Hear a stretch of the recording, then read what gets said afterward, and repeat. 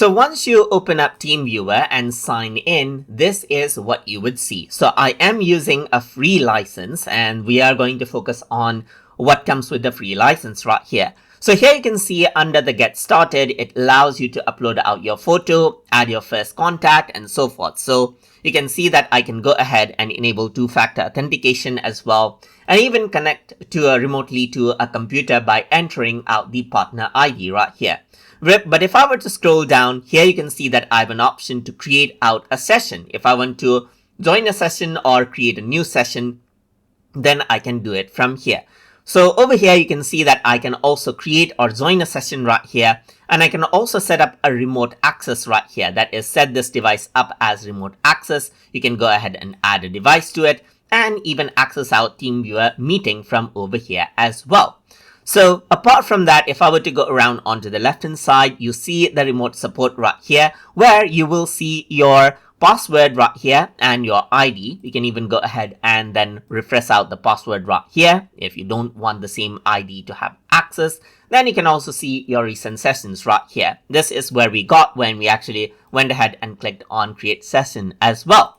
So now, apart from that, over here, you can see the list of devices that you're managing. Right now, I don't have any devices because I just started to manage.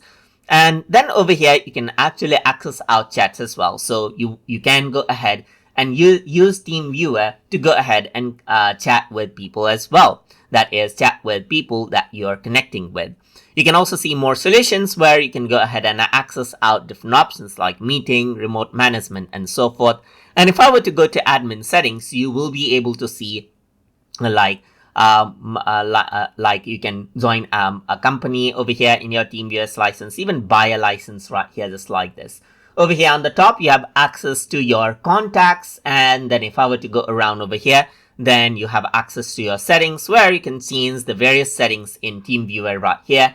Here you can see your notification options and your notifications, of course. And if I were to click right here, then you see your user option and the options to go ahead and arrange that out as well. Over here on the top, you have an option to go ahead and search for devices and even contact or group features as you want. So this is simply the search bar right here.